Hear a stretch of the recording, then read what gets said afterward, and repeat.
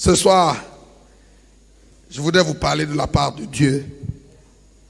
Amen. Mais avant d'entrer dans le message que je voudrais partager avec vous, je voudrais qu'on lise 1 Corinthiens chapitre 10. Je voudrais vous donner ce texte de 1 Corinthiens 10 comme un apéritif ce soir, pour préparer vos ventres aux choses sérieuses que Dieu veut télécharger en nous.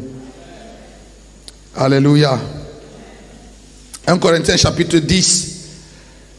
Je voudrais saluer l'apôtre Ebi et toute son équipe apostolique qui nous font l'amitié de nous recevoir à Abidjan. Alléluia. Merci apôtre Ebi, merci pour l'invitation. Merci à MCV de nous considérer comme des hommes dignes de parler devant vous de la part du Seigneur. Alléluia.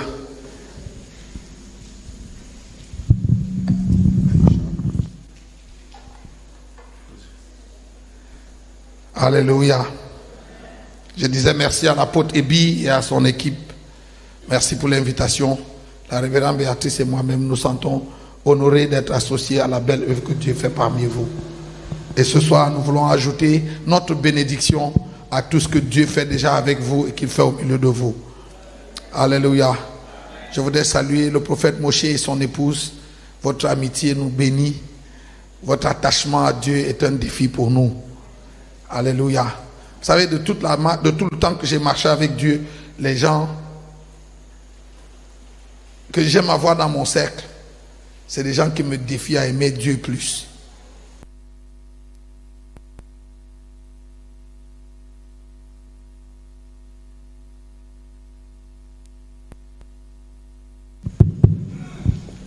Alléluia.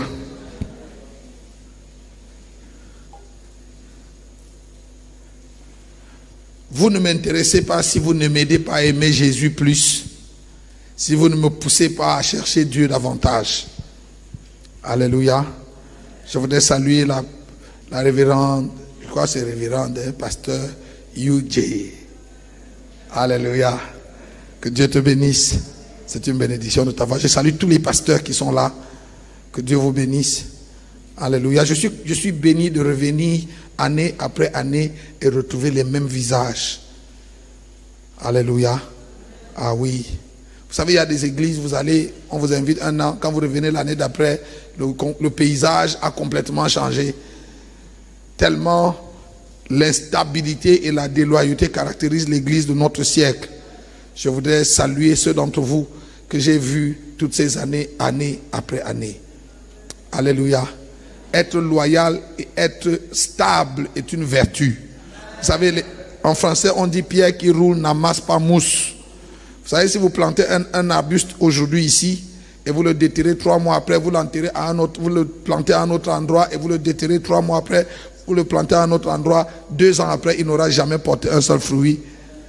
Parce que chaque fois que vous le déterrez d'un endroit pour le planter à un autre, tout le processus recommence à zéro.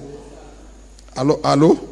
Donc vous pouvez avoir 10 ans de ministère et vous n'avez aucun fruit parce que vous êtes allé d'une souche à une autre.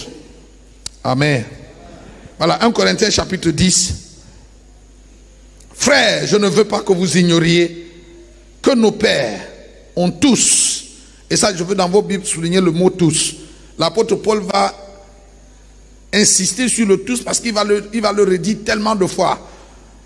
Nos pères ont tous été sous la nuée, qu'ils ont tous passé au travers de la mer, qu'ils ont tous été baptisés en Moïse dans la nuée et dans la mer, qu'ils ont tous mangé le même aliment spirituel, qu'ils ont tous bu le même breuvage spirituel, car ils buvaient à un rocher spirituel qui les suivait, et ce rocher était Christ.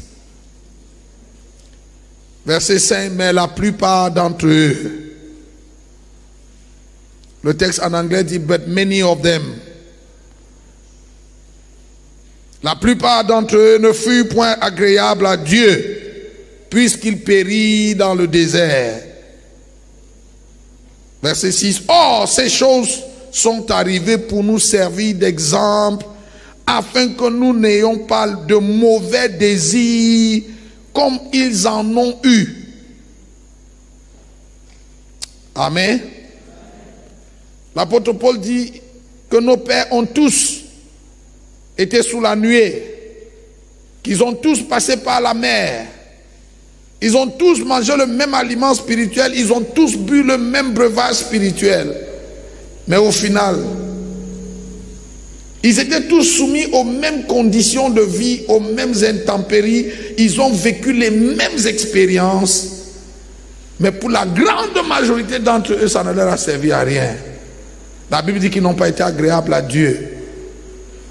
Vous savez, quand on vient à des conventions ou à des camp meetings comme ceux-ci, nous allons tous écouter les mêmes messages, nous allons tous écouter les mêmes orateurs, nous allons recevoir les mêmes prières, on va manger les mêmes aliments parce qu'au réfectoire on mange tous la même chose.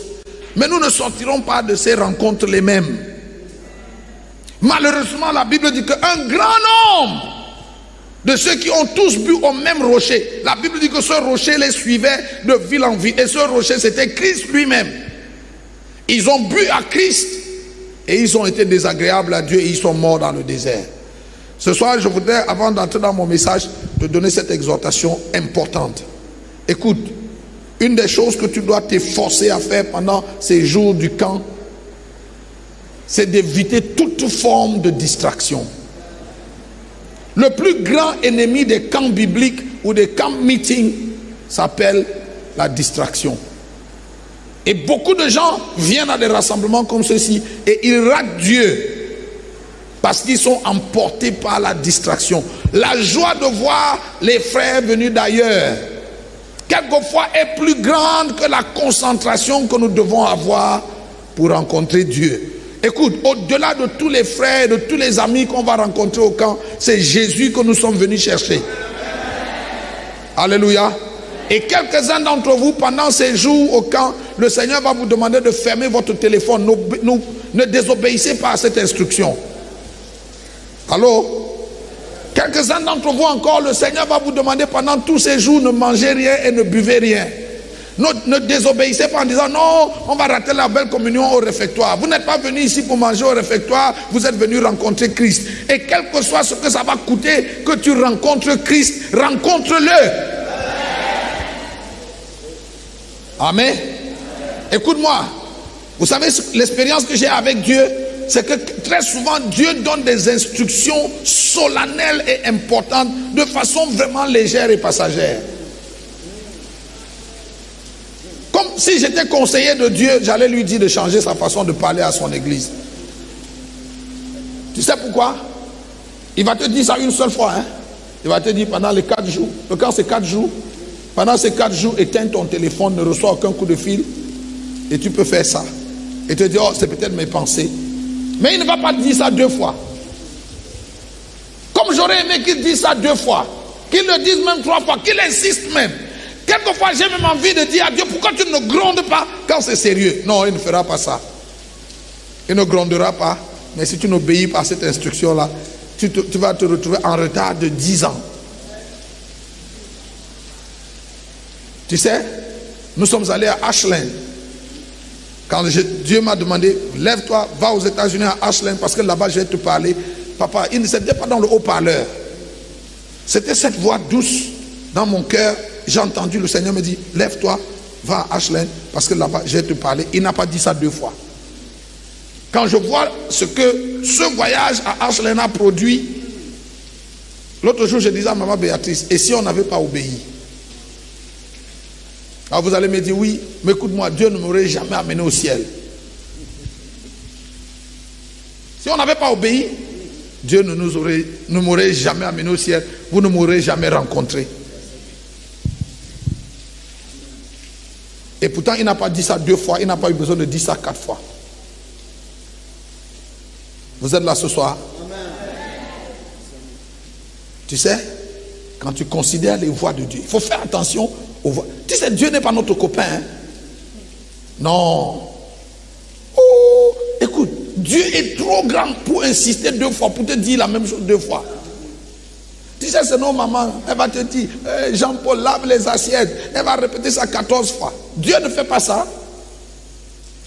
Mais il a le monde entier, il s'occupe du monde entier, il n'a pas le temps de te dire la même chose 4 fois. Il te dit ça pourquoi? Mets ta main sur ton cœur. Seigneur, donne-moi un cœur docile et obéissant. Ah oui, c'est une prière sérieuse. Fais cette prière. Dis-le encore, Seigneur, donne-moi un cœur docile et obéissant. Apprends-moi à obéir promptement. Demain soir ou après-demain, quand j'aurai l'occasion, je vous parlerai de Pierre. Le ministère de Pierre a été divisé en 4 et Dieu lui a seulement donné un quart de ce qu'il devait faire. Parce qu'il a désobéi à une instruction. Donc cette semaine, garde-toi de désobéir. Regarde, souvent j'ai dit à maman Béatrice, quand j'entends cette voix, même quand je ne suis pas sûr que j'ai bien entendu, je préfère obéir et me rendre compte que j'ai obéi pour rien. Il vaut mieux prendre le risque d'avoir obéi pour rien que de désobéir. Tu as compris ce que j'ai dit? C'est-à-dire quoi? C'est-à-dire que si tu entends la voix de Dieu qui te dit les 100 000 francs que tu as dans ta poche, mets ça dans le panier des offrandes. Il vaut mieux perdre 100 000 que d'avoir désobéi à Dieu. Parce que le coût de la désobéissance est bien plus grand que le sacrifice de l'obéissance. J'ai dit quoi? Le coût de la désobéissance est toujours bien plus grand que le sacrifice de l'obéissance à Dieu. Si tu as compris ça, tu viens de comprendre, tu as compris quelque chose d'important ce soir. Alléluia. Alléluia. Voilà, je te dis ça pour que ce temps que nous passons ici soit un temps profitable. Regarde, pendant que nous sommes ici et que nous chantons et que nous crions, il y a des gens qui sont chez eux, ils regardent la télé, ils mangent, ils se baladent avec leurs enfants. Vous auriez pu faire ça. Il ne faut pas avoir quitté le confort de ta maison. Je suis sûr que vos maisons, pour la plupart d'entre vous, sont de loin plus confortables que les lits des dortoirs où vous dormez. Hein? Ah oui, certains d'entre vous avez laissé vos belles maisons luxueuses, climatisées, avec tous les grands bons lits. Ce n'est pas pour venir ici là et rater Dieu. Non, non, non, non. Si tu n'es pas sérieux pour chercher Dieu, mieux, rentre chez toi, va dormir dans ton grand lit douillet et puis reste tranquille. Amen. Un jour, 2013-2014, je suis allé aux États-Unis. J'avais perdu un de mes mentors, je suis allé pour ses obsèques. Papa, quand j'atterris aux États-Unis, l'avion était en train de se poser et le Seigneur me dit, pendant tout ton séjour dans ce pays, tu ne mangeras rien et tu ne boiras rien. Je devais passer 21 jours. Toi qui es souvent aux États-Unis, tu sais ce que ça veut dire. 21 jours aux États-Unis. La nourriture, c'est partout. Les Américains mangent comme ce n'est pas permis. Des grands mangeurs devant l'Éternel. Et le Seigneur me dit, pendant tout ton séjour ici, tu ne mangeras rien et tu ne boiras rien. Je suis heureux d'avoir obéi à cette instruction. Tu sais, une des rencontres qui a bouleversé mon existence a eu lieu pendant ces 21 jours. Je n'ai pas le temps de rentrer dans ça, sinon je ne vous prêcherai pas ce soir. Elles sont simples, elles vous passent dessus comme le vent et il ne reviendra pas là-dessus. Tu sais, Élie était sur la montagne, hein? Le vent est venu, le feu est venu, le tremblement de terre est venu, Dieu n'était pas dedans.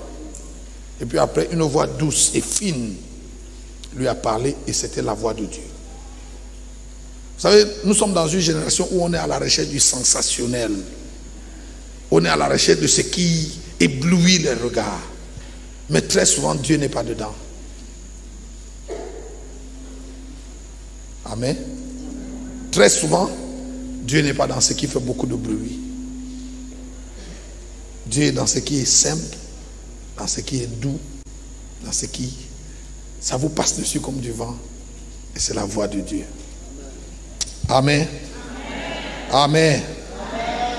Vous savez, nous sommes à cette conférence et le thème de notre camp meeting, conférence, camp meeting, voilà, tout ça c'est la même chose. Nous sommes à ce camp et notre thème c'est ferme et inébranlable en Christ. Pourquoi nous devons être fermes et inébranlables? Nous devons être fermes et inébranlables parce que nous avons une destination. Rien, écoute-moi frère, rien, absolument rien ne doit te faire rater le ciel. Tu as compris ce que j'ai dit? Rien ni personne ne doit te faire rater le ciel. Dans le texte que nous avons lu, 1 Corinthiens chapitre 15, l'apôtre Paul dit, si c'est seulement dans ce monde que nous espérons en Christ, nous sommes de tous les hommes les plus misérables. Si toute ton expérience de Dieu, c'est seulement, ça s'arrête seulement ici dans ce monde, à prospérer matériellement, à construire une belle maison, avoir une grosse voiture, beaucoup d'argent, voyager dans les pays du monde, épouser une belle femme ou un bel homme, avoir de beaux enfants, et je ne sais plus quoi d'autre qui fait partie des rêves des hommes.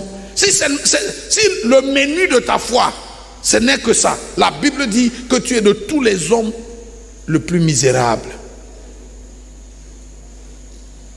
Amen. Donc la raison pour laquelle nous devons être fermes et inébranlables en Christ, c'est parce que nous avons une cité devant nous. Nous marchons vers cette cité céleste. Je sais que ce sujet n'intéresse plus l'Église. La grande majorité de l'Église ne s'intéresse plus à cette cité parce que ça ressemble à un évangile qu'on écoutait à l'époque des patriarches. Mais je voudrais vous dire ce soir que c'est ça l'évangile. Parce que dans le texte que l'apôtre Paul conclut avec le verset 58 en disant soyez fermes, inébranlables, travaillant de mieux en mieux, il leur dit il y a un corps céleste, il y a un corps terrestre. Il dit que les corps varient en nature, en éclat et en gloire. Même les étoiles varient en nature, en état, en éclat et en gloire. Amen. Et il parle du corps qui est semé corruptible et qui ressuscite incorruptible. Le corps est semé mortel, il ressuscite immortel. Ce que Paul veut planter dans l'esprit de ceux qui l'écoutent, c'est cette destination ultime. Il dit, je traite durement mon corps et je le tiens assujetti, de peur qu'après avoir prêché aux autres, je sois moi-même désavoué. Amen. Pourquoi nous devons être fermes et inébranlables en Christ? Parce que Jésus revient.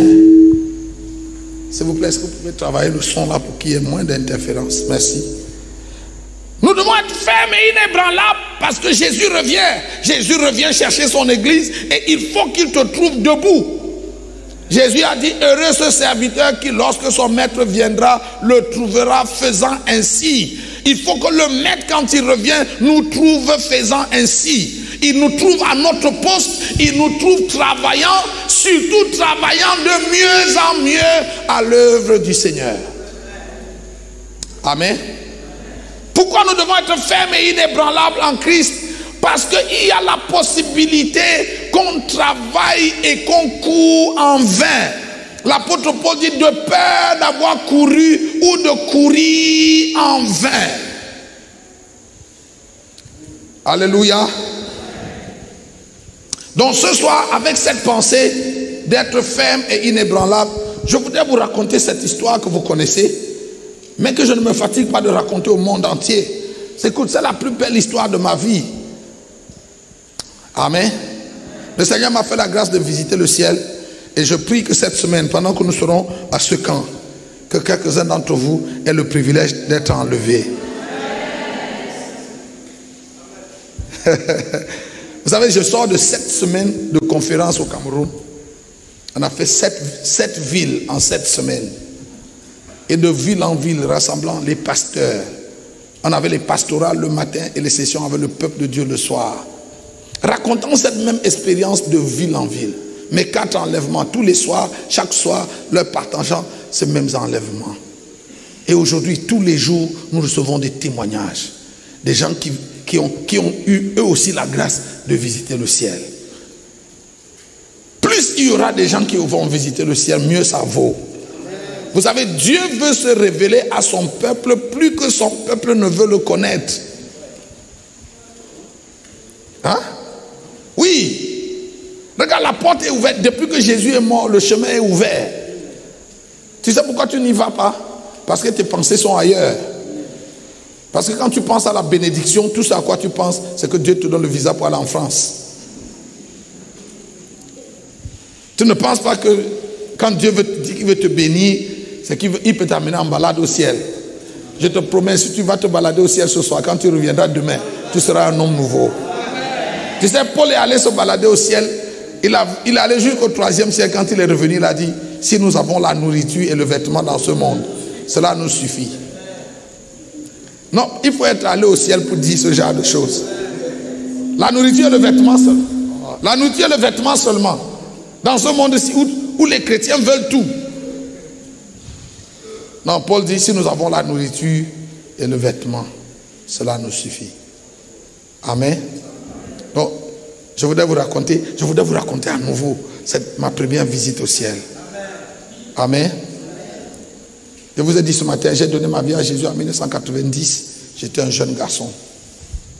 Et de 90 à 2015, quand je suis allé au ciel, j'ai été chrétien à plein temps.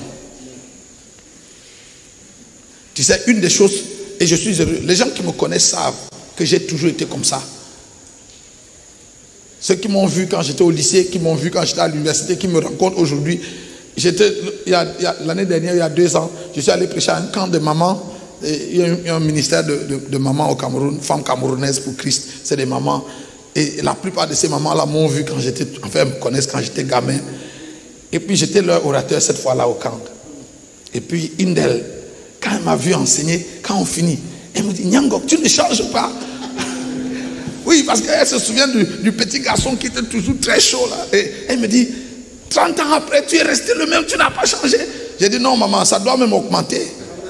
La volonté de Dieu, c'est que ça augmente. Cette folie de Jésus en nous là, elle doit grandir. Elle ne doit pas diminuer, elle doit grandir. Alléluia. Voilà donc, en 2012, Dieu, notre ministère, et enfin pas seulement le ministère c'est la conséquence, mais notre vie arrive à un tournant. Vous savez, je me suis rendu compte, pasteur Yujé, que nos vies ne changent pas beaucoup dans notre relation avec Dieu, parce que nous n'osons pas poser à Dieu les vraies questions. Tu sais, j'ai découvert, si tu n'oses pas poser à Dieu les vraies questions, il ne te donnera pas les vraies réponses. Tu sais pourquoi il fait ça? Parce que Dieu ne donne pas les choses saintes aux chiens.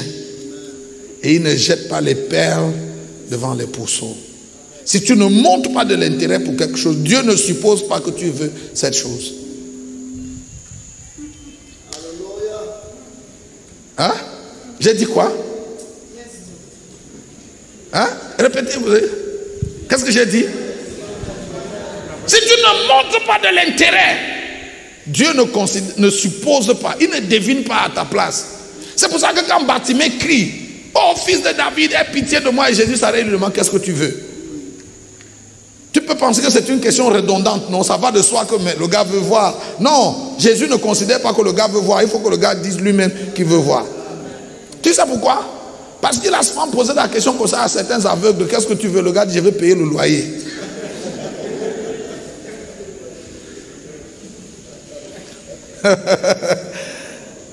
Mais c'est la vérité. Donc, il te pose toujours la question. Il faut que tu dises de ta bouche ce que tu veux.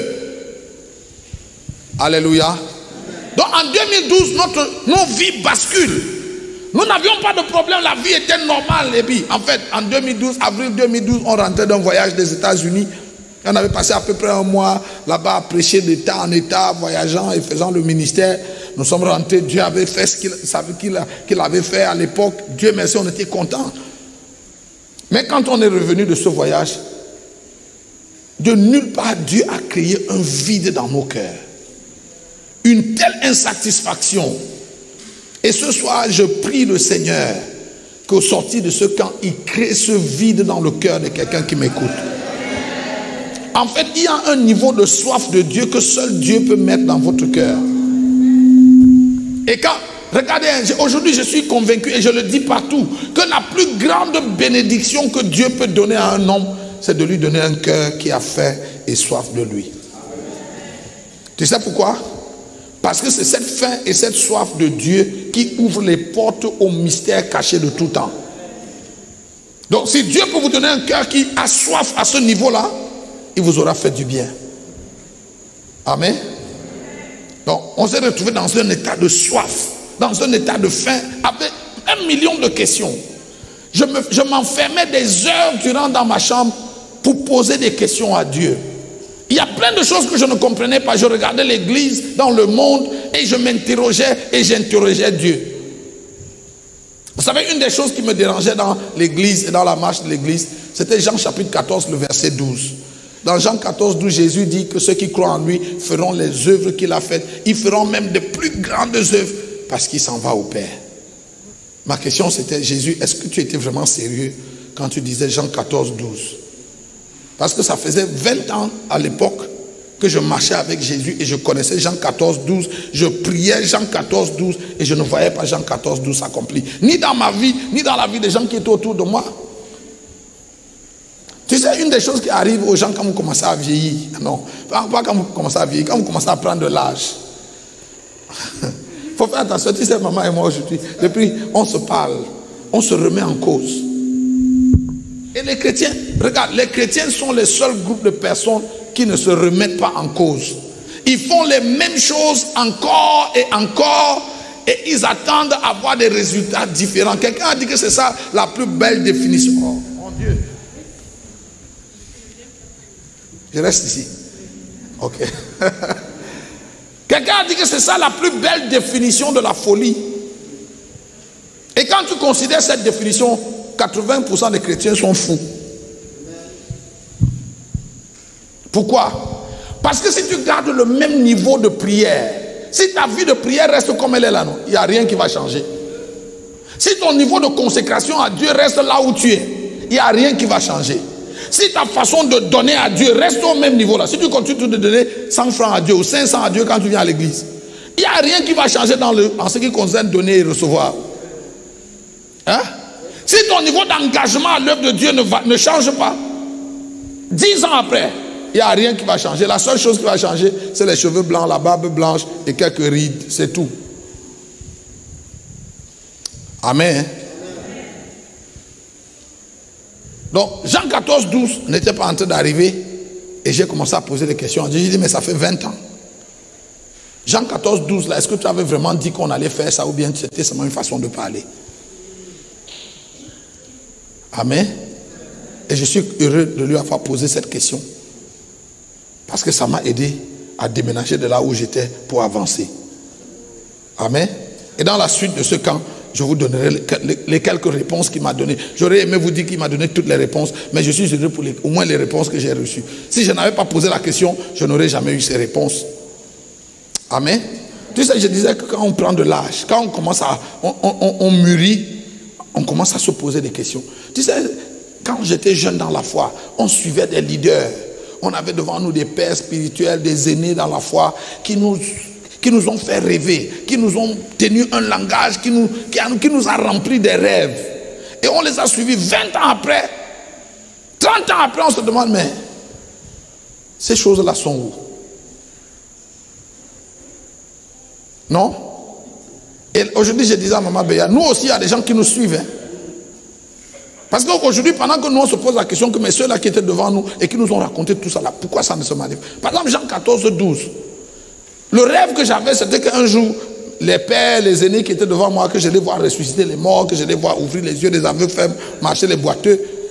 Aujourd'hui, ils sont en train de prendre leur retraite ministérielle pour la plupart d'entre eux. Il n'y a rien. Il n'y a rien. Hein, pasteur, ça ne vous parle pas? Donc, je disais à Maman Béa, il ne faut pas que les gens nous suivent aussi 30 ans après et puis se disent que mais, tout ce que Papa Nyangok disait là, c'est où? Nous avons le défi de relever. Il y a un défi que nous devons relever devant nous. Montrer Dieu, frère. Oh, il vaut mieux devenir commerçant que d'être un pasteur qui ne montre pas Dieu.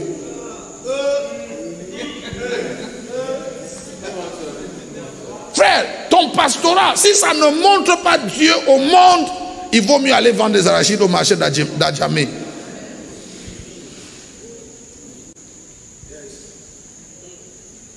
Amen. Donc, j'ai demandé à Dieu, où est Jean 14, 12? Jésus a fait des œuvres, il ouvrait les yeux des aveugles, il disait, je le veux, sois pur. Et les lépreux étaient guéris. Et il a dit que nous, toi et moi, Yudje, on va faire ça. Tu vas marcher dans les rues d'Abidjan, là. Tu trouves 10 lépreux. Et il crie, pasteur Yudje, tu te retrouves, dis, je le veux, soyez pur. C'est ça que Jésus a dit qu'on va faire. Que tu vas trouver 5000 hommes, sans compter leurs femmes et leurs enfants, avec 5 pains et 2 poissons, tu vas les nourrir, on va ramasser 12 paniers. Ça là, c'est les œuvres que Jésus a faites. Qu'un jour, tu vas aller, il y a les lacs ici. Hein? La lagune, non? Tu vas aller à la lagune, les mains dans la poche, et tu marches sur l'eau, et tu traverses le lac. Et tout Abidjan sort. C'est ça, Jean 14, 12. Et Jésus a dit que tous ceux qui croient en lui, il n'a pas dit les apôtres, les pasteurs, les prophètes. Il a dit tous ceux qui croient en lui feront ces œuvres-là. Ils feront même des plus grandes. Alors je demandais à Jésus, mais ces œuvres sont où? Tu sais pourquoi tu ne rêves même pas de ça? Parce que tu ne te poses même pas la question pourquoi ça n'arrive pas. Mais pasteur Ebi, Dieu a dit que c'est ça que nous on va faire. Tous ceux qui croient en lui. Donc, tu sais, je parlais comme ça quelque part. Et puis, à la fin, un frère qui est préfet est venu me voir. Il m'a dit, apôtre, quand je t'ai écouté parler ce soir, est-ce que ça veut dire donc que si on ne fait pas Jean 14, ça veut dire qu'on ne croit pas en lui? J'ai dit oui.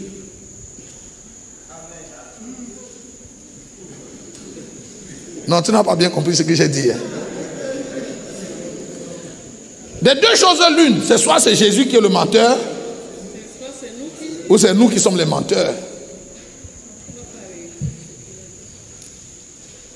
Ou alors on va réviser la Bible. Choisissez une des trois choses. On va réviser la Bible, on va enlever Jean 14, 12, on va jeter. C'est ce que vous voulez? Ou alors c'est nous qui sommes les menteurs, ou c'est Dieu qui est menteur. Parce que des trois choses, une est vraie.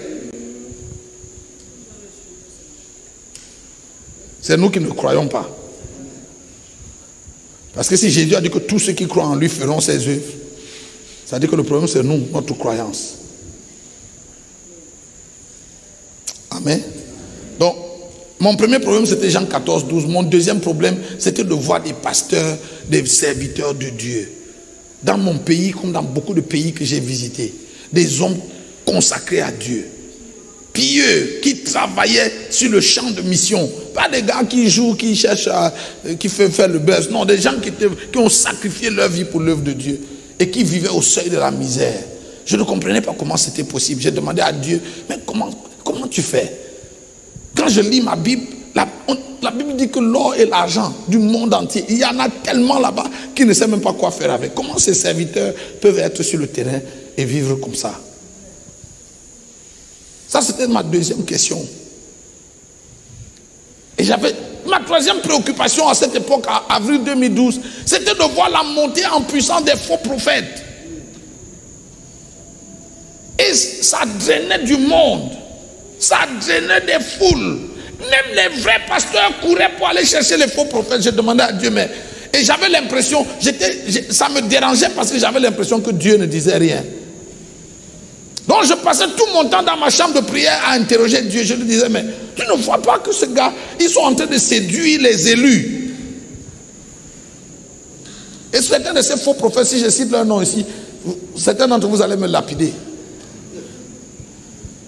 Tu sais, l'église,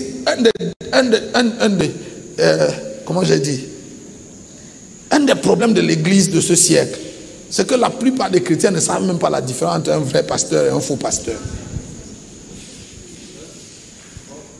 Tu sais, il y a une maladie, docteur, il y a une maladie qu'on appelle le bipolarisme.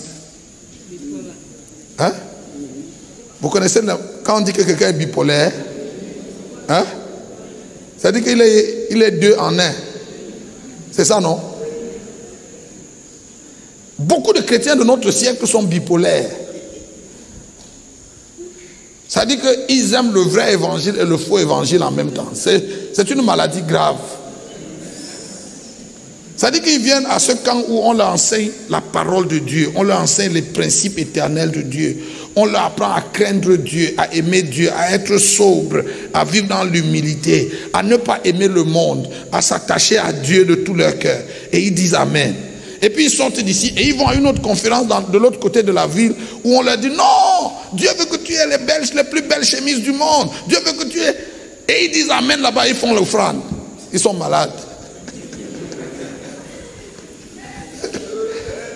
Hein? Ils sont bipolaires.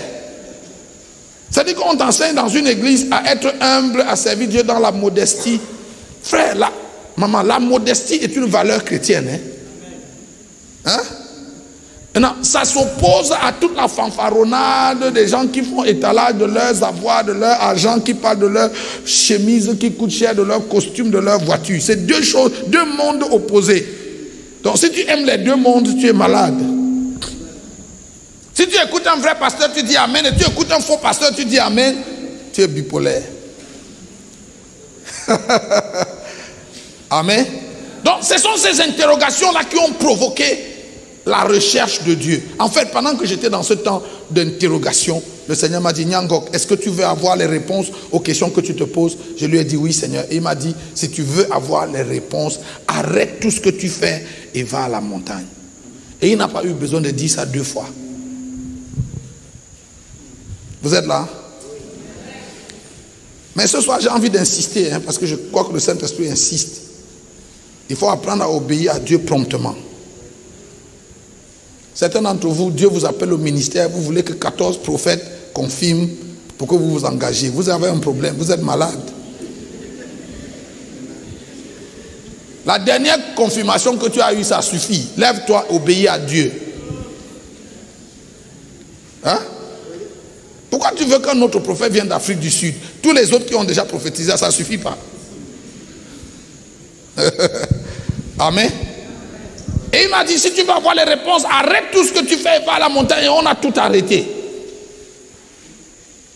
Au début, l'idée, on voulait arrêter, c'était nous deux. C'était maman Béatrice et moi. On avait fait le projet de quitter Yaoundé et d'aller loin au nord-ouest du Cameroun, nous enfermer sur les montagnes là-bas et rester là-bas jusqu'à ce que Dieu nous parle. Mais à la dernière minute, le Seigneur a dit non. Vous ne serez pas seulement vous deux, c'est toute l'église avec vous. Donc dimanche matin, j'ai dit à l'église, jusqu'à nouvel ordre, nous suspendons tous nos programmes. Conférences, conventions, voyages, tout est suspendu. Jusqu'à nouvel ordre, nous allons faire une seule chose. On va prier et jeûner jusqu'à ce que Dieu se révèle à nous. Écoute-moi, tant que tu n'es pas arrivé à un niveau où tu es prêt à tout pouvoir Dieu, tu ne le verras pas. Je disais dimanche à l'église chez Papa Roger, je leur disais, Dieu ne se montre pas aux gens qui le cherchent de temps en temps. Dieu ne se montre pas aux gens qui le cherchent quand c'est convenable. Oh oh. Hein? Dieu ne se montre pas aux gens qui le cherchent à leurs heures perdues. Il a dit, hein, vous me chercherez et vous me trouverez si vous me cherchez de tout votre cœur. Donc quand tu commences à chercher Dieu, 1 semaine, 1 mois, 3 mois, 6 mois, tu sais pourquoi il laisse passer le temps? Parce que tant que tu le cherches, même si ça fait 2 ans et que tu le cherches avec la moitié de ton cœur, il attend que l'autre moitié aussi soit remplie. Donc ça peut prendre 10 ans. Vous me chercherez, vous me trouverez, si vous me cherchez de tout votre cœur. Et on a tout arrêté, papa. Au début, on pensait qu'on allait faire 30 jours de jeûne ou 40 jours de jeûne et puis ça va s'arrêter. Non, on a fait 30 jours. À la fin des 30 jours, il a dit faites 40. Après 40, on a fait 21. Après 21, on a fait 90. À la fin des 90, il a dit vous continuez sans arrêt. Regarde, depuis 2012 jusqu'à aujourd'hui, hein, on mange un seul repas chaque jour. On a perdu l'habitude de manger petit déjeuner, manger à midi, manger le soir. Non, non, non, un seul repas. Ça dit que cette habitude de jeûne est restée. Nous et tous nos enfants, un repas tous les jours. Encore que quand j'aurai l'occasion, je vous dirai que si tu manges 3 repas par jour, tu ne vas jamais voir la gloire de Dieu.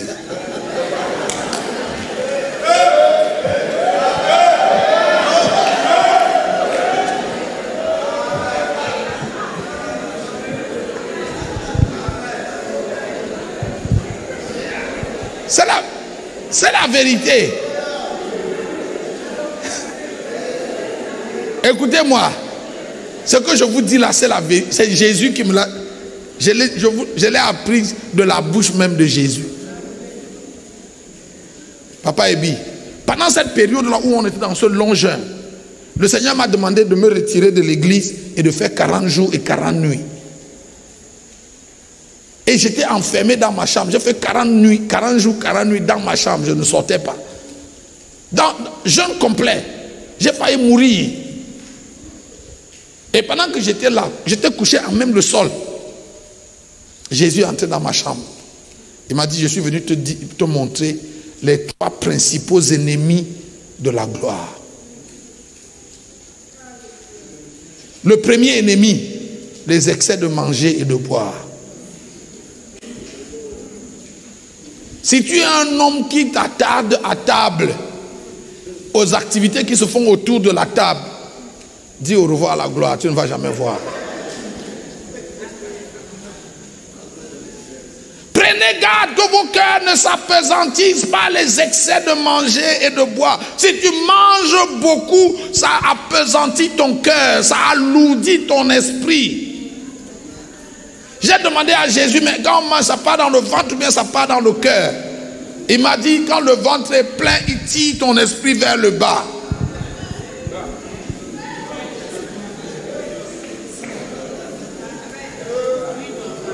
Hein?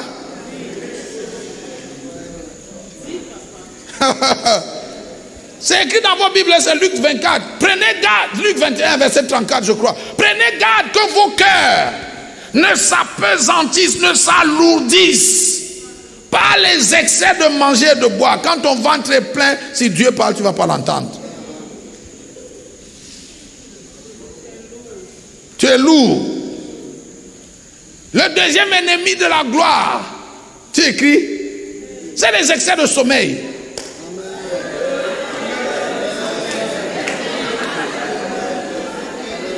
Si tu dors toutes les nuits de 20h à 6h le matin sans te réveiller à un moment donné pour prier, tu es envoûté. Tu as besoin de délivrance.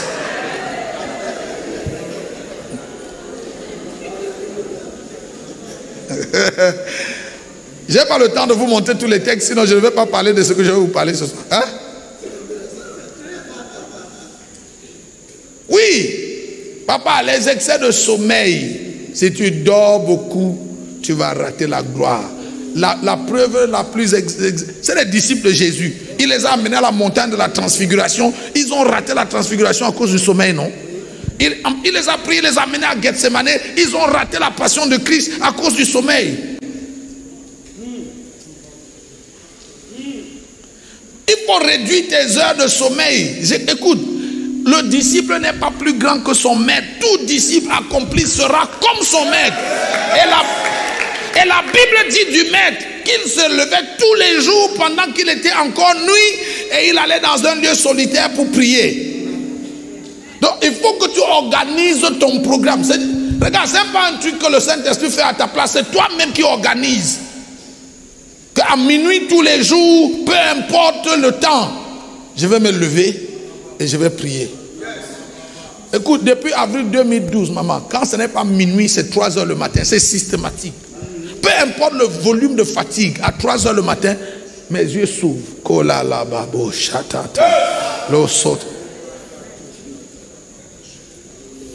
Sinon, oublie la gloire de Dieu, tu ne la verras pas.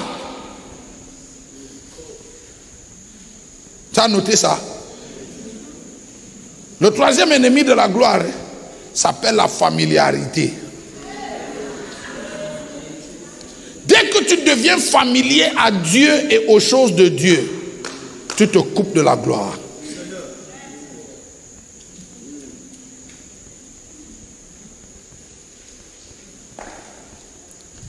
Je te pose la question, hein. Toi, tu sais comment Aaron est entré dans le sacerdoce? Aaron est devenu souverain sacrificateur comment? Dieu ne cherchait pas Aaron, hein. Dieu n'avait même pas besoin d'Aaron. C'est Moïse qui a fait que Aaron entre dans le sacerdoce. C'est Moïse que Dieu veut. Et Moïse dit à Dieu, mais si tu cherches un gars qui sait parler, prends mon grand frère. C'est lui qui cite Aaron. Dieu dit, ok, si tu veux Aaron, je le prendrai, mais il sera ton prophète. Toi, tu vas être mon prophète et lui, il sera ton prophète. Je vais te parler, tu vas lui parler et il va parler au peuple. Donc, Aaron devient prêtre par procuration.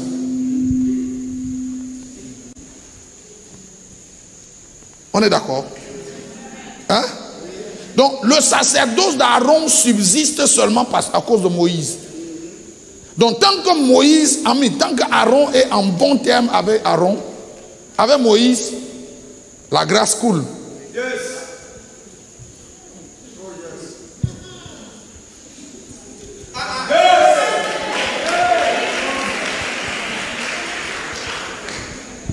La même chose pour Myriam. Myriam est devenue prophétesse comment? Toi, tu connais un endroit où Dieu a appelé Myriam prophétesse? Mais quand on traverse la mer Rouge, c'est elle qui prend le tambourin, non? Et qui chante. Et puis elle est devenue prophétesse. Mais Myriam aussi devient prophétesse parce qu'elle est la sœur de Moïse.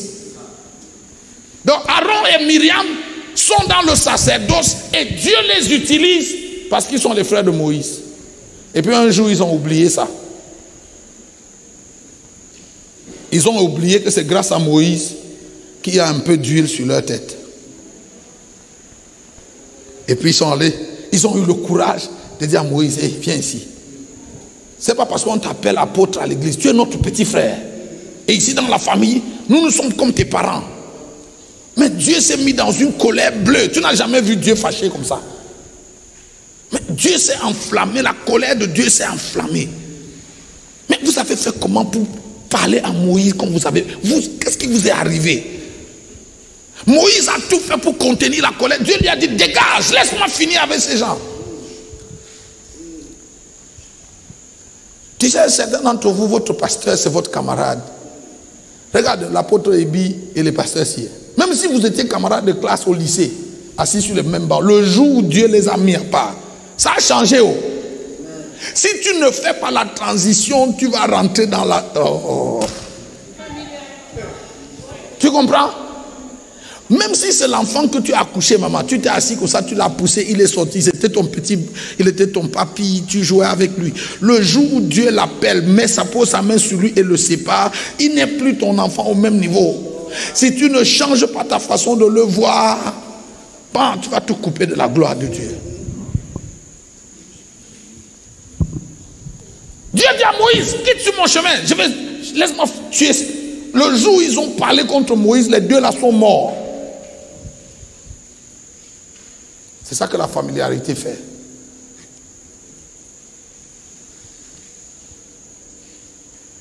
Dieu a dit à Moïse, si son père avait craché sur son visage, ne l'aurait-on pas mis 7 jours dehors, hors du camp? Allez, mettez-la dehors. Comme tu as négocié pour elle, mettez-la dehors 7 jours. Couverte de lèpre, elle est sortie 7 jours. Maman, regardez vos Bibles. Hein. Après ce jour-là, Myriam n'a plus jamais prophétisé. Non seulement ça, quelques jours après qu'elle ait été restaurée, elle est morte. Myriam est morte quelques jours après qu'on l'ait restaurée. Fini. Ça ne pardonne pas la familiarité.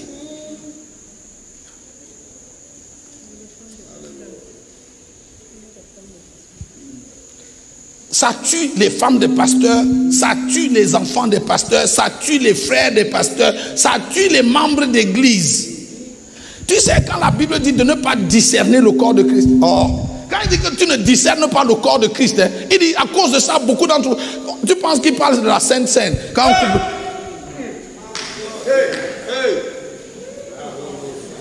Mais discerner le corps de Christ, ce n'est pas seulement la table du Seigneur, ce n'est pas la communion. Tu viens là à la communion, tu fais comme si tu es trop saint. Il ne s'agit pas de ça.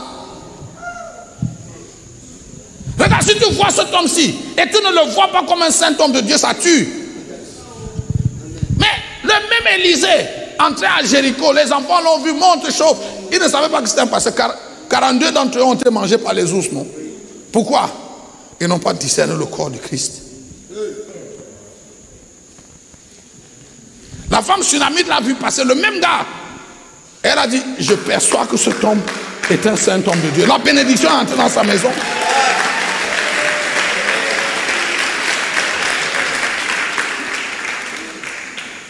Ça tue les femmes des pasteurs. Comme tu dors avec lui, tu le vois en petite culotte, tu le vois quand il dort, il ronfle même à côté de toi. Après tu penses que c'est un homme comme tous les autres hommes. Non! Ça a rendu Michal stérile toute la vie. C'est vrai? C'est la seule femme dans la Bible qui est morte stérile. Michal, la seule, elle est restée stérile jusqu'à sa mort. Parce qu'elle n'a pas discerné le corps de Christ. Oui. C'est pour ça qu'il dit que si tu reçois un prophète en sa qualité de... Ça veut dire que tu as discerné, tu as vu. Si tu ne vois pas, Tu vas jouer avec.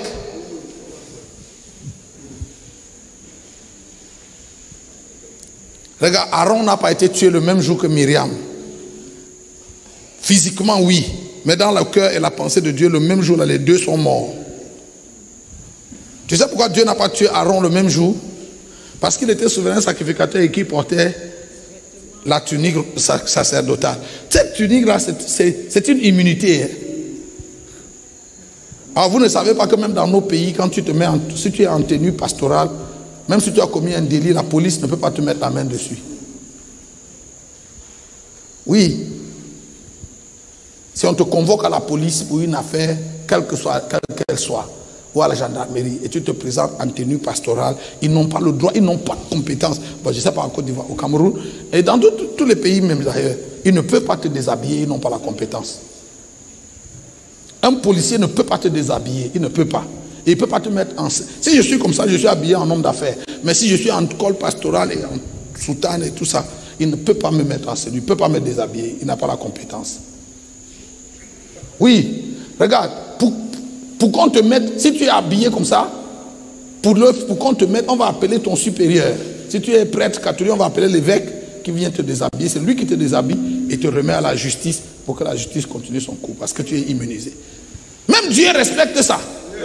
Donc le jour là, quand les deux là ont commis le délit contre Moïse, Myriam a été frappée, mais Aaron ne l'a pas été. Mais Dieu attendait seulement au Cameroun, on dit qu'il avait gardé son macabo ici. Il attendait seulement le jour. Et comme Moïse avait beaucoup pleuré pour Myriam, Dieu a dit, ok, je ne vais pas tuer ses deux frères coup sur coup, donc on va attendre. Quand Moïse a un peu oublié Myriam et que la vie était redevenue normale, un jour Dieu lui dit, prends Aaron, amène-le sur la montagne, je vais te dire quelque chose. Il a amené Aaron sur la montagne, Dieu lui a dit, enlève-lui ses habits. Et Moïse lui a enlevé tous ses habits. Et Dieu a dit à Moïse, recule. Dès que Moïse a reculé, bam, Dieu a tué Aaron. La familiarité. Dès que tu deviens familier à Dieu et aux choses de Dieu. Le roi a pris des vases consacrés à Dieu et il les a bu et ça a divisé son royaume. Dieu a divisé un empire pour des vers. Parce qu'il n'a pas discerné. C'est ça, discerner le corps de Christ. Hein? Ça tue, ça rend malade, ça rend infime. La femme sunamite a dit, je perçois, je discerne que cet homme qui passe devant notre maison tous les jours est un saint homme de Dieu. Amen. Voilà, parenthèse fermée, ça c'est un autre enseignement. Amen. Donc,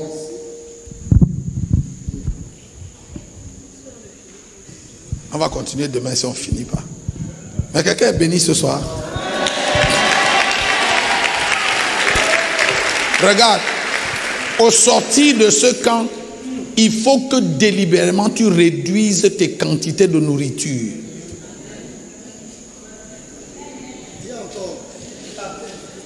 J'ai dit, hein, au sortir de ce camp, en tout cas, si tu veux marcher dans la gloire de Dieu, il faut que tu réduises tes quantités de nourriture.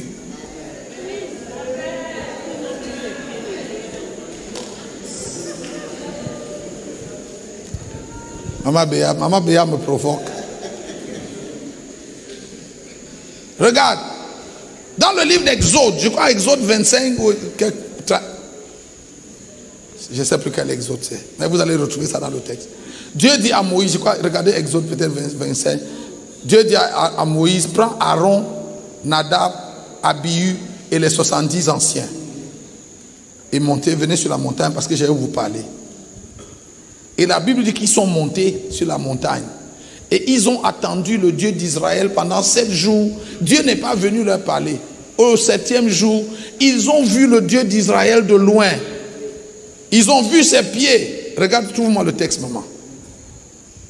Si ce n'est pas 25, c'est 32. Regarde 32. Laisse-moi, je vais trouver le texte. Exode.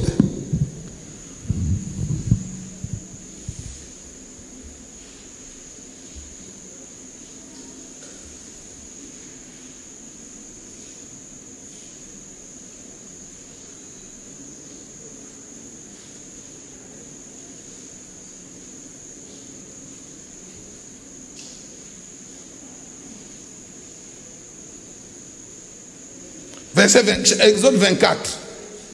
Dieu dit à Moïse, monte vers l'Éternel, toi et Aaron, Nadab et Abihu et 70 des anciens d'Israël. Vous vous prosternerez de loin. Moïse s'approchera seul de l'Éternel. Les autres ne s'approcheront pas et le peuple ne montera point avec lui. Vous pourrez lire à la maison la suite. Ok? Ça commence par Exode 24, ça finit à Exode 32. Dieu lui dit, prends Nadab, Abihu, Aaron, Nadab, Abihu et les 70 anciens. Donc Dieu attend sur la montagne 74 personnes. Les 70 anciens, plus Moïse, Aaron, Nadab et Abihu. Mais quand vous allez lire la suite, vous allez vous rendre compte qu'ils étaient 75. Bon, ça c'est une autre histoire. Mais ils montent sur la montagne et ils attendent une semaine. Une semaine après, le Dieu d'Israël ne se montre pas. Mais la Bible dit que au 7e jour, ils ont aperçu le Dieu d'Israël de loin. Ils ont vu ses pieds comme si c'était du saphir. Et quand ils ont vu cela, ils se sont prosternés et ils ont mangé et ils ont bu. Et Dieu s'est fâché.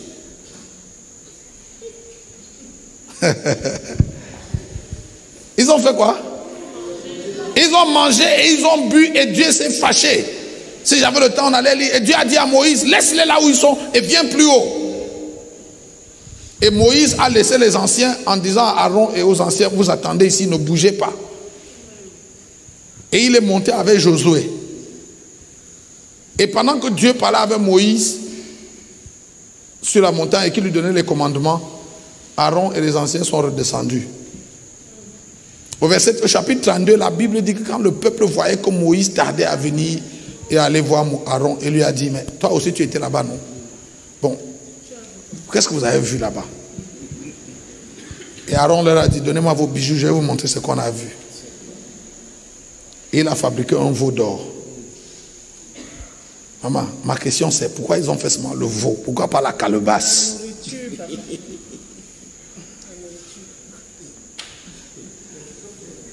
Pourquoi ils ont fait le veau? Pourquoi ils n'ont pas fait une colonne? Pourquoi ils n'ont pas fait un monument? Pourquoi ils ont seulement fait un veau, le bœuf, la viande, barbecue, manger? C'est le Dieu vente. C'est le quoi? Ah, c'est le quoi? Le Dieu vente. La Bible dit qu'ils ont pour Dieu. Et c'est Aaron qui est l'initiateur de cette nouvelle doctrine. Et c'est le Dieu ventre qui est le Dieu qu'on adore dans les églises évangéliques aujourd'hui. Parce que tout ce qu'on vous prophétise dans vos églises, ou dans les églises là dehors et dans les conférences, ne tourne qu'autour du ventre. Regarde. Quand tu vas lire ce texte, il faut prendre le temps de lire, surtout vous les pasteurs. C'était la deuxième fois que Aaron montait sur la montagne avec Moïse. Mais Moïse avait déjà été sur la montagne plusieurs fois. Donc Moïse, lui, il a l'habitude d'aller 40 jours, 40 nuits. Il sait que quand Dieu le convoque, il monte. Il ne sait pas combien de temps ça va durer. La première fois, quand Dieu lui dit de venir avec Aaron, Aaron aussi est monté comme naïvement. Et ça a duré 40 jours. Donc le gars a tellement souffert de la faim que quand la prochaine fois Dieu dit à Moïse de prendre Aaron, Nadab, Abihu et les 70 anciens, c'est Aaron qui va dire au gars, hey, comment on va avec le boss là? Faites vos provisions parce que là-bas il n'y a pas de restaurant. Et quand on part là-bas, on ne sait pas pour combien de temps. Donc les gars ont mis la nourriture dans le sac. Et quand ils sont arrivés, Dieu voulait qu'ils soient en jeûne. Ils ont vu le Dieu d'Israël de loin et ils ont mangé. Et Dieu a changé le programme. Il a dit, je ne leur parle plus. La Bible dit qu'il ne s'était ni approché d'eux, ni étendu sa main sur l'élite d'Israël. Quand tu lis le texte, tu as l'impression que Dieu voulait vraiment s'approcher d'eux et étendre la main sur eux. Mais à cause de leur envie de manger, ils ont court-circuité l'action de Dieu.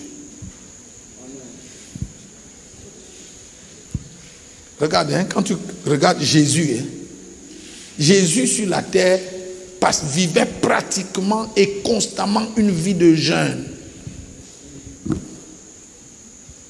Tu sais, quand les disciples n'ont pas pu chasser le démon de l'enfant qui était lunatique, et que Jésus a chassé le démon, ils ont posé la question à Jésus, comment nous on n'a pas pu chasser ce démon? Jésus leur a dit, numéro 1, parce que votre foi était petite. Et même si votre foi était au beau fixe, cette espèce-là ne sort que... Mais pourquoi Jésus, lui, il a pu chasser le démon? Parce qu'il était un homme qui vivait dans le jeûne et la prière. Il marchait avec ses disciples, les gars passaient le temps à manger partout. Non? Et quand Jésus, quand il arrive au puits de Samarie, il envoie ses disciples en ville, ils vont acheter des sandwichs, les croissants, les pains, le chocolat. Non? Quand ils reviennent, Jésus leur dit, j'ai une autre nourriture. Non?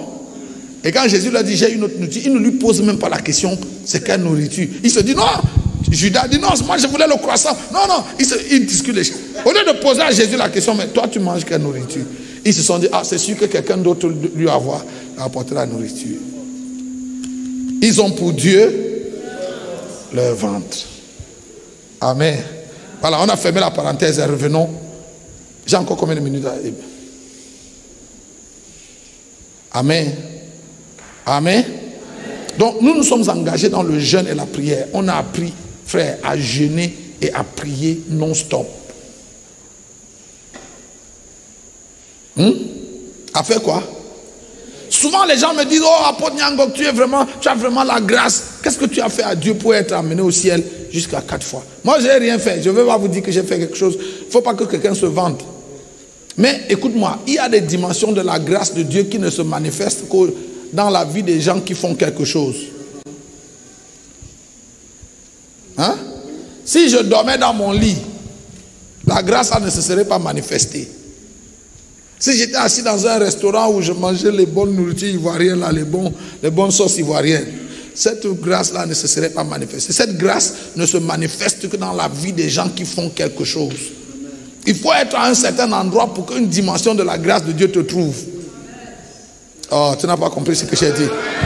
Regarde, quand tu vois l'apôtre Paul qui a été amené au 3e ciel, il a vu, entendu des choses ineffables. Et la Bible dit, enfin, il a écrit à lui seul plus de la moitié du Nouveau Testament, non? Mais il faut voir dans quelles conditions Paul a été amené au ciel. Il ne dormait pas chez lui et puis Jésus est venu le prendre l'amener au ciel. Ce garçon s'est converti, pasteur Eugé, sur le chemin de Damas. Quand il s'est converti, Jésus lui dit, entre dans cette ville et on te dira ce que tu vas souffrir pour moi. Il entre dans la ville, Ananias vient le baptiser, ouvre ses yeux, lui donne la Sainte Seine. Et la Bible dit, sans consulter la chair et le sang. Il est parti de là et il s'est retiré dans le désert d'Arabie. Il est resté 3 ans seul au pied de Jésus. Tu as déjà été dans un désert? Combien d'entre vous avez déjà été en Israël? Il y a quelqu'un ici qui a déjà été? Tu as été en Israël? Tu as vu le désert là-bas? Tu sais comment il fait chaud là-bas? Imagine un nouveau converti. Paul venait de se convertir. Et il est allé dans le désert d'Arabie 3 ans seul. Il n'avait pas un partenaire de prière. Il est seul au pied de Jésus 3 ans. C'est pendant ces 3 ans-là que le Seigneur l'amène au ciel. Donc cette grâce-là ne se manifeste que quand tu es dans une certaine condition. Donc il ne faut pas rester là, tu dors dans ta chambre, tu manges tout ce qui vient et puis tu penses qu'un matin le Seigneur va se réveiller. Oh, regarde, avant 2012, moi-même je pensais comme ça, hein, qu'un jour, comme j'aimais le Seigneur, et j'ai toujours aimé le Seigneur, Ebi. Comme j'aimais le Seigneur et que j'étais engagé dans l'œuvre de Dieu, je savais qu'un jour, quand Dieu va se réveiller de bonne humeur, hein, il va se souvenir de moi, il va dire, oh, où est Nyangok, le jeune garçon là, à chercher le plan, on va aller m'appeler, puis il va me donner une grande onction et je vais devenir un grand homme de Dieu. J'ai attendu 20 ans, ce n'est pas arrivé. Regarde, en 2012, 20 ans après, je me suis rendu compte que Dieu se réveille tous les jours avec la même humeur. Tu sais, la Bible dit de lui qu'en lui, il n'y a ni changement, ni ombre de variation. Dieu n'a pas les hormones. Hein. Tu sais, les humeurs, c'est les hormones. Et les femmes en ont un peu plus que les hommes. Mais Dieu, lui, n'en a pas. Donc Dieu est stable. Hein? C'est nous là, c'est nos hormones qui, quand ça monte un peu, tu te fâches. Quand ça descend, tu es content. Non? Dieu n'a pas ça. Il est stable. Il a dit, approchez-vous de Dieu. Et ça signifie quoi? Si vous ne vous approchez pas de Dieu, donc le déclencheur se trouve où? Là-bas ou bien ici? Ici. C'est nous qui avons le déclencheur. Si nous on s'approche, Dieu va venir. Mais si on ne vient pas, il reste là où il est, il vous attend. Amen. Donc on a commencé à jeûner et prier. Et c'est comme ça qu'un matin, pendant que nous prions. On était en voyage, on avait voyagé, le Seigneur nous avait instruits. Ce soir, écoute, mets ta main sur ton oreille. Je veux que tu mets ta main, prie le Seigneur pendant quelques secondes. Demande au Seigneur d'affiner ton ouïe spirituelle. Prie sérieusement. Seigneur, affine ma sensibilité spirituelle. Affine ma capacité d'entendre ta voix et de reconnaître ta voix. Au milieu de nombreuses choses que je peux entendre chaque jour. Seigneur, permets-moi de reconnaître ta voix dans les nombreuses voix qui parlent en moi et autour de moi. Pendant que tu es en train de prier, le Seigneur est en train de débloquer l'ouïe spirituelle de quelqu'un ce soir. Le Seigneur est en train de débloquer ta capacité d'entendre sa voix, ta capacité de reconnaître sa voix. Oui, il a dit dans le livre d'Ésaïe, tu entendras une voix derrière toi qui te dira, voici le chemin, marchez-y. Je prie ce soir qu'à partir de ce camp, tu commences à entendre cette voix qui te parle de derrière et qui te dit, va à gauche, va à droite, monte, non, ne descends pas, monte. Non, ne va pas à Yamoussoukro, reviens à Abidjan, ne bouge pas, reste ici, attends sur place. Je prie qu'au sortir de ce camp, que cette voix devienne plus claire, qu'elle devienne plus fine, au nom du Seigneur Jésus. Amen. Donc, un matin, je me suis réveillé, pendant que je priais, le Seigneur me dit, lève-toi, va aux États-Unis, à Ashland. Je n'avais jamais été à Ashland, je n'avais jamais entendu parler de Ashland, je ne savais même pas où c'était. Lève-toi, va aux États-Unis, à Ashland, parce que dans cette ville-là, je vais te parler. Et j'ai réveillé maman qui dormait. Quand je dis ça, les gens disent que, mais pourquoi quand Dieu te parle, elle dort? Regarde. Écoute. Oui, il y a un apôtre qui nous a écrit, qui m'a écrit une longue lettre comme ça pour m'insulter. Oh mon Dieu. Les gens sont cette génération de réseaux sociaux. Mais écoute-moi, j'enseigne mes pasteurs et je leur dis, tu sais, Maman Béa et moi, nous sommes pasteurs, nous sommes tous les deux pasteurs. Hein? On a été consacrés le même jour, on a été à la même école biblique, on a fait les mêmes formations, on a presque le même cursus. Université à l'université, on a fait la même faculté, les lettres bilingues, on a fait les lettres, on était dans la même faculté, on a eu la licence la même année, on allait dans la même école. Mais écoute mon frère, c'est un choix délibéré. J'ai fait le choix d'être devant. Tu comprends? Voilà. Si l'heure de la prière chez nous, c'est 5 heures le matin, je me réveille 1 heure avant. Il faut que quand ta femme se réveille pour te rejoindre à la prière, elle trouve que ton moteur chauffe déjà.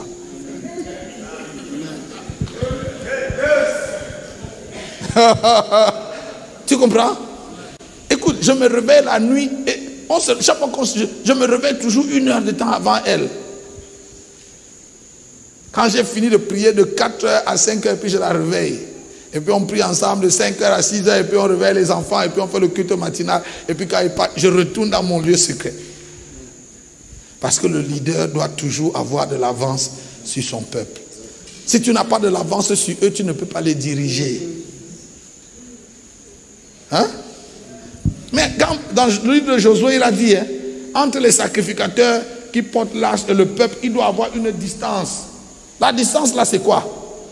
C'est pas qu'on te donne la plus grosse viande et puis on te donne la première place. C'est pas ça.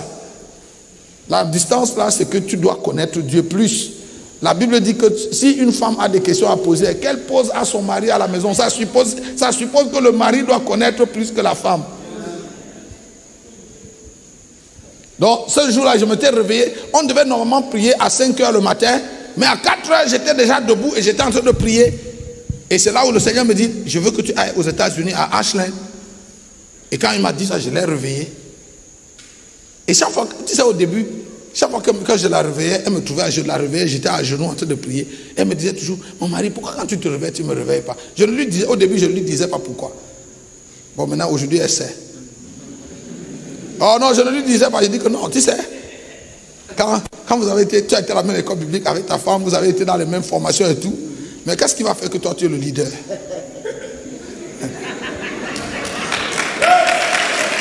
Hein? Mais il faut qu'il y ait quelque chose qui fasse que c'est toi le leader. Sinon, vous allez avoir une crise de leadership là parce que tu parles, je parle. Tu es ouais, je suis ouais. Hein?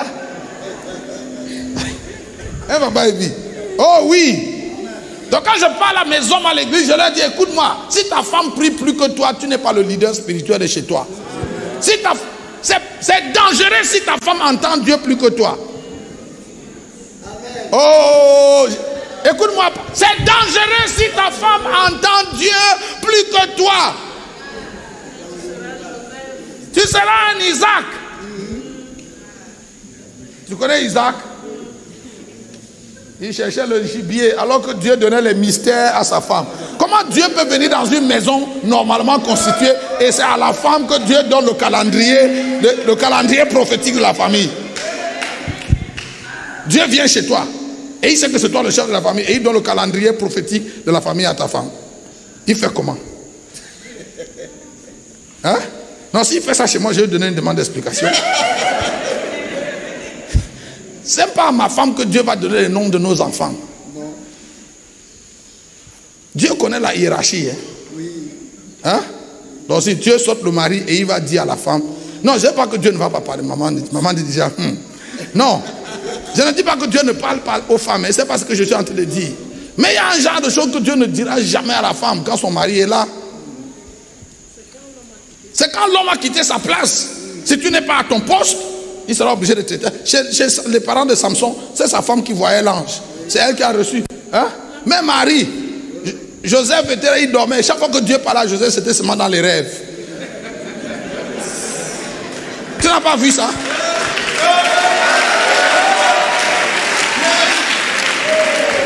Pourquoi Dieu lui parlait dans les rêves?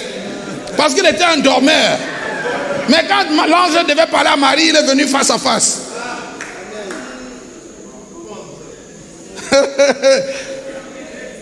Tu as compris? Regarde, dans ma maison, hein, tous les jours que Dieu a créé, papa, tous les jours, même quand nous sommes en plein programme comme tu nous vois là, à minuit, je me réveille. Je fais le tour de ma maison. Oh rababa, satakaba. J'entre dans la chambre de mes enfants. Je pose la main sur mes enfants. Je prie pendant qu'ils dorment. Je fais le tour. La Bible dit, hein, il y avait dans cette même contrée des bergers qui passaient les veilles de nuit dans les champs pour garder leurs troupeaux. Mon premier troupeau, c'est ma maison. Ma femme et mes enfants, pendant qu'ils dorment, je suis leur berger. Je veille pendant... Non! Un berger ne dort pas en même temps que ses brebis. La chose qui fait de toi le berger, c'est que toi tu es éveillé quand il dort. Donc je me suis réveillé 1 heure avant et j'étais en train de prier quand Dieu m'a dit va à Ashley. Et c'est quand j'ai reçu l'instruction que je l'ai réveillé. Je lui ai dit, ah, le Seigneur vient de me demander d'aller à Ashley. Il m'a dit, mais mon mari, il faut aller. J'ai dit, mais je vais aller comment? Je ne connais même pas. Ashley, c'est où? Elle dit, mais c'est pas difficile. On appelle les gens là-bas. On a nos amis là-bas. Ils vont nous dire où ça se trouve. Et c'est comme ça que l'instruction, j'appelle. Et puis on me dit, oh oui, il y a le camp qui va commencer. Ils ont un camp. À l'heure où je vous parle, il y a le camp. Ça finit là début septembre. Tous les ans, ils font 3 mois. Hein. Le camp, c'est 3 mois. Donc ils me disent, oh mais le camp va commencer dans 3 jours. J'ai dit, ok, j'arrive. Et c'est comme ça que je prends mon billet pour aller à Ashley. La veille du voyage, pendant que je faisais ma valise, maman Béatrice entre dans la chambre. Elle me trouve en train de plier mes habits et tout ça. Elle aussi, elle tire sa valise et commence à plier ses habits. Je lui demande, mais maman, c'est une action prophétique ou quoi? Elle me dit, mais je pars avec toi. J'ai dit, mais tu pars où avec moi? Elle dit, mon mari, toi et moi, là, on va partout ensemble, ton pied, mon pied. Et cette fois-ci-là, Dieu dit qu'il veut te parler, tu veux partir, tu me laisses. Non, non, je ne reste pas. Je vais partir avec toi. J'ai dit, mais tu n'as même pas le billet d'avion. Elle dit qu'il n'y a pas de problème. Entre maintenant et demain, tu vas me trouver le billet d'avion. J'ai dit, mais on n'a pas l'argent pour ça. Elle dit que tu es un homme de Dieu, tu es un homme de foi. Et elle a plié son sac et on a 2 sacs qui étaient là. La même nuit, quelqu'un m'a appelé. Il m'a dit, mais j'ai appris que tu voyages pour les États-Unis. J'ai dit, oui, je suis en train d'aller. Le Seigneur m'a instruit d'aller faire une retraite. Et il m'a demandé, tu vas avec Maman Béa? J'ai dit, non, je ne peux pas aller à Maman Béa. Mais pourquoi tu ne vas pas avec elle? J'ai dit, non, ce n'était pas prévu qu'on aille ensemble. Et puis en plus, on n'a pas de billet d'avion. Et la personne me dit, le problème c'est le billet d'avion. J'ai dit, oui, elle n'a pas de billet. Si elle avait le billet, bon, on peut encore.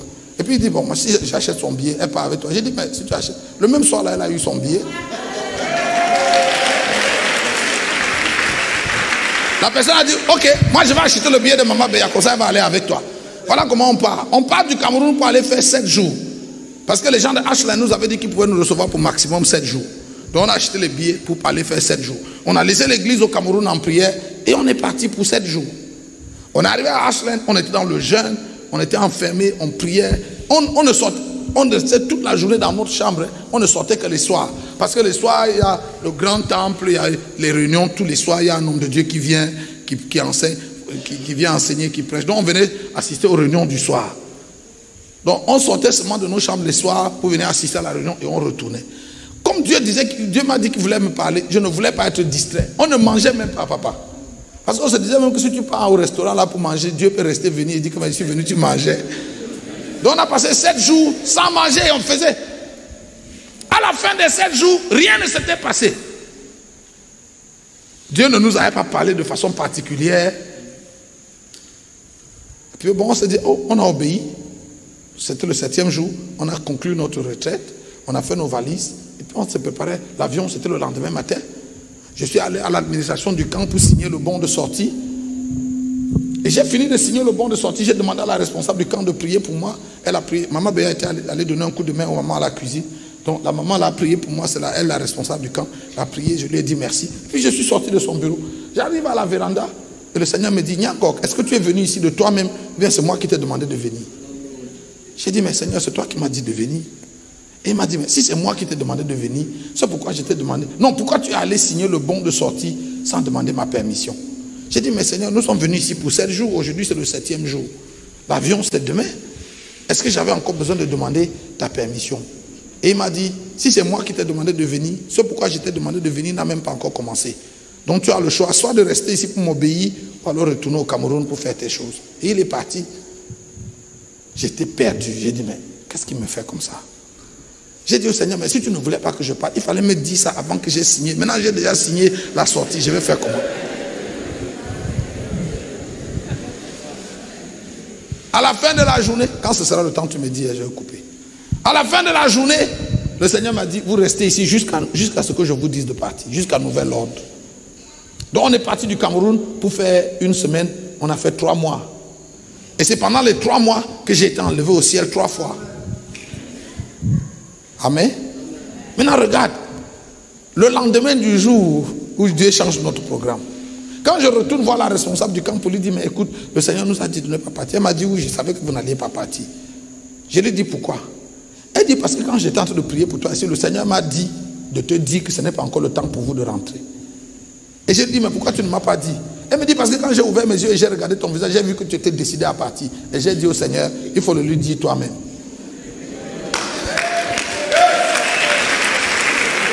Et elle m'a dit, je suis heureux que tu aies entendu sa voix et que tu aies décidé d'obéir. Et elle m'a dit, parce que tu as décidé d'obéir à Dieu, le Seigneur va changer ton histoire pendant ici au camp. Et elle a encore prié pour moi une deuxième fois et je suis retourné. Donc on est resté au camp. Le lendemain matin, tous les matins on se réveillait à 5 heures pour prier. Donc déjà on priait à minuit. De minuit à 1 heure, ça dépend des jours. Quand on est trop fatigué, on prie au moins 1 heure.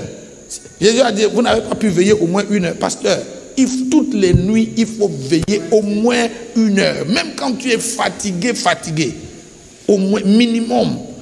Si tu es un pasteur qui veut aller quelque part avec Dieu, minimum 1 heure toutes les nuits. Donc quand on se lève à minuit, quand on est fatigué, c'est au moins 1 heure. Souvent, très souvent, quand on prie de minuit à 1 heure, à 1 heure le matin, maman est fatiguée. J'ai dit, ok, maman, laisse, dors. Tu vas te reposer. Et quand elle dort, tu crois que moi je vais me coucher pour dormir? Non, je ne dors pas. Ah, papa, je suis la locomotive de ma famille. Je ne suis pas seulement la locomotive de ma famille, je suis la locomotive de l'église. Moi, je ne suis pas le genre de pasteur qui compte sur les intercesseurs. Dieu merci pour mes intercesseurs. Et pendant que je parle là, ils sont en train de prier et je les salue. Mais je leur dis, je n'ai confiance qu'à mes prières à moi. Ce que vous faites là, ça ajoute seulement à ce que je fais déjà. Je ne suis pas le pasteur qui dort et qui compte que les intercesseurs prient. Non, frère. Moi-même, je prie. Oh, je prie. Donc, quand on finit à 1 heure, minuit, 1 heure, à 1 heure, maman, je dis, bon, c'est normal, les mamans, dans la journée, elles passent le temps à courir après les enfants. Quelquefois, je m'amuse à la maison avec mes enfants. Un jour, je me suis amusé à compter.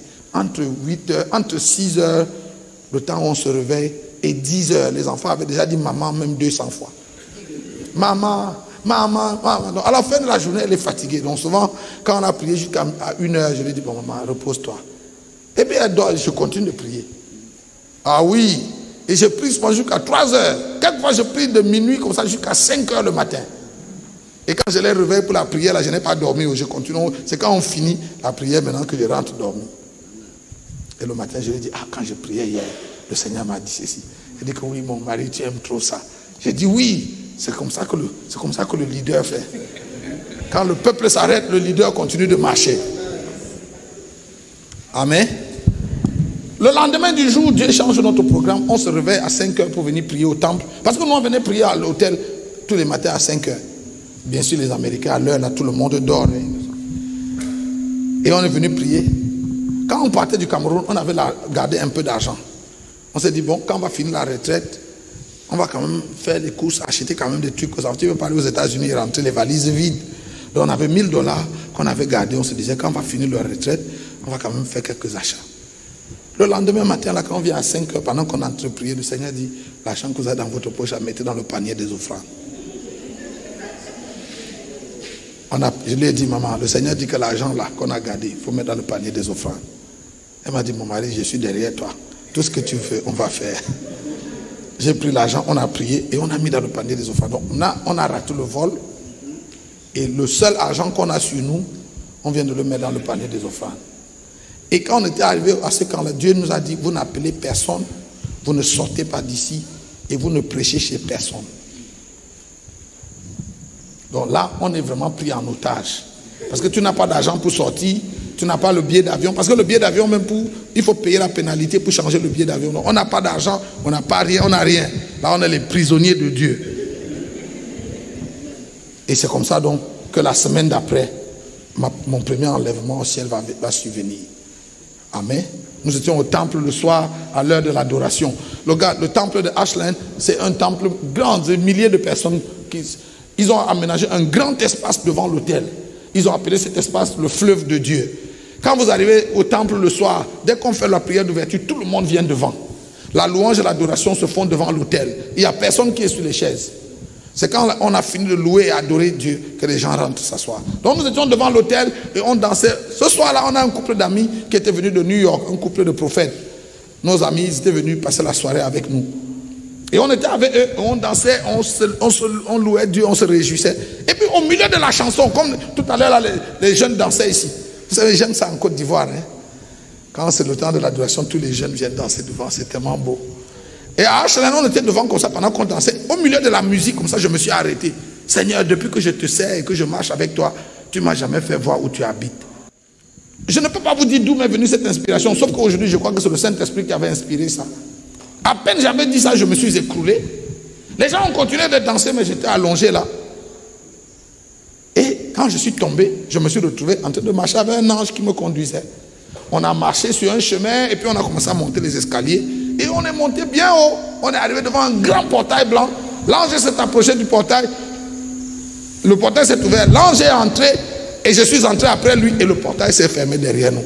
C'est quand le portail se referme derrière nous que je me rends compte qu'on vient d'entrer au ciel. Et je me suis retrouvé sur ce boulevard, cette rue, tout en or. J'ai déjà voyagé avec maman Béatrice dans la plupart des grands pays de ce monde. Ce que j'ai vu au ciel n'existe nulle part. Il n'y a rien de pareil. Hein? Même au Qatar, il n'y a pas de rue aussi. Non, il n'y a rien. Tu sais, papa, il n'y a rien dans ce monde. Hein? Tu sais, tu aimes le monde parce que c'est la seule chose que tu as vue. Hein? Tu aimes les choses du monde parce que c'est les seules choses que tu as vues. Tu sais, quand tu parles de la gloire, tu définis la gloire en termes de jaguar, de jet privé, de grosses maisons luxueuses à la Riviera. Tu définis la gloire en termes de montres de je ne sais pas combien de milliers d'euros. Ça là, c'est la gloire du monde. C'est les seules choses c'est parce que c'est ça que tu as vu. Tu sais, le jour où tu vas voir quelque chose d'autre, en Côte d'Ivoire, chez nous, on dit que c'est quand tu as fait 2 marchés que tu sais lequel. C'est ça? C'est ça que les Ivoiriens disent, non? Il faut faire 2 marchés pour savoir lequel est moins cher. Si tu n'as vu que la terre, c'est la seule terre que tu connais. Tu sais, Paul méprise la terre parce qu'il a vu le ciel. Hein? Et tous ceux qui ont vu le ciel méprisent la terre. Ils trouvent qu'il n'y a rien ici. Amen. Quelqu'un est béni ce soir. Alors on va se mettre debout. On va continuer demain par la grâce de Dieu.